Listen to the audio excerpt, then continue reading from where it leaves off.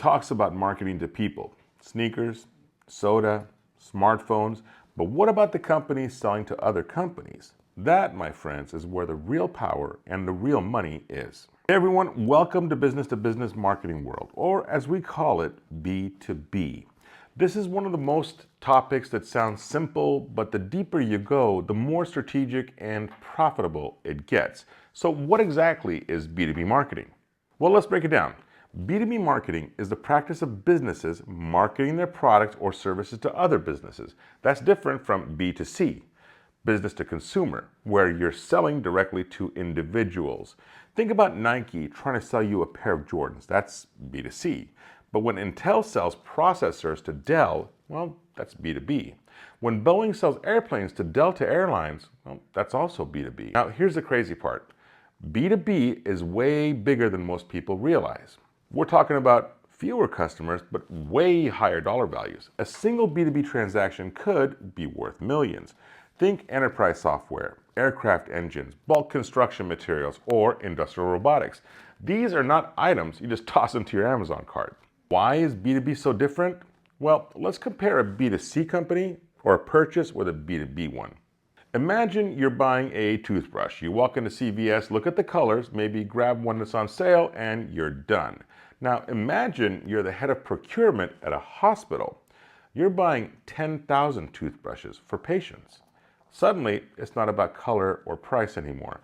You're looking at quality, you're looking at FDA compliance, you're looking at delivery times, supplier reputation, and maybe even a bidding process. You might loop in 4 different departments just to get approvals.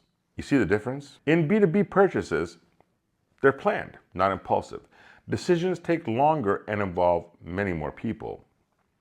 The relationship doesn't end after the purchase. It starts there. And guess what? In B2B, the stakes are much higher. One mistake can cost a company millions or its reputation. What are the types of B2B buyers? Well, let's talk about who the players are in this world. Well, you've got the producers. That's the companies that make the products. Think Tesla, buying AI chips from NVIDIA. You got the resellers like Costco, who buys in bulks and resells back to consumers.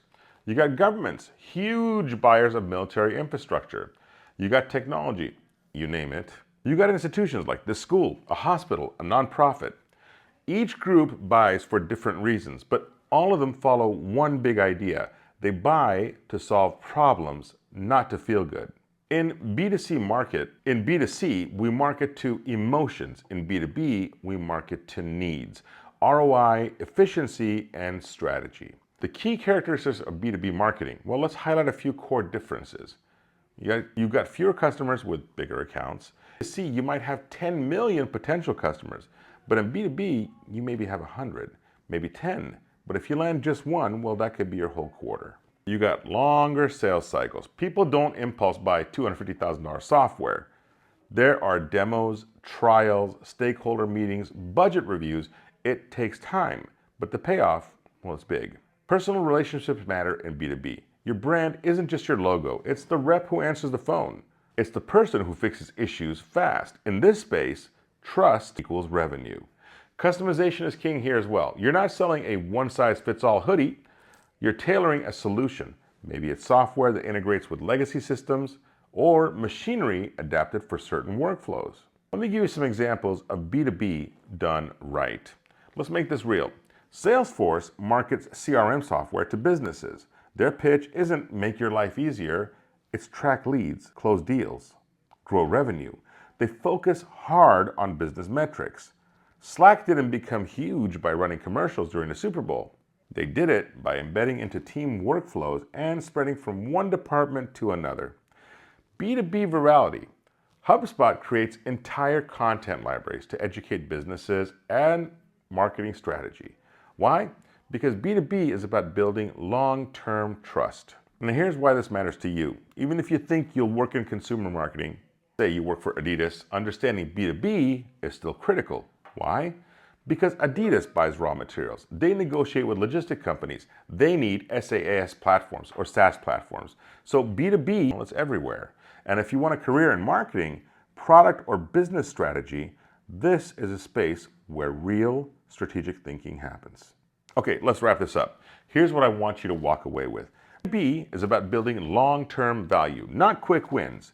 You're solving problems, not just selling products. You're marketing to organizations, not individuals. And that means understanding levels of decision makers, influencers, and gatekeepers. This is one of the most rewarding, high-stakes areas in business, and we're going to go deeper each week. So buckle up. We got a lot of ground to cover. In the next lecture, we'll get inside the mind of a business buyer and break down how and why these purchase decisions even get made. Let's go.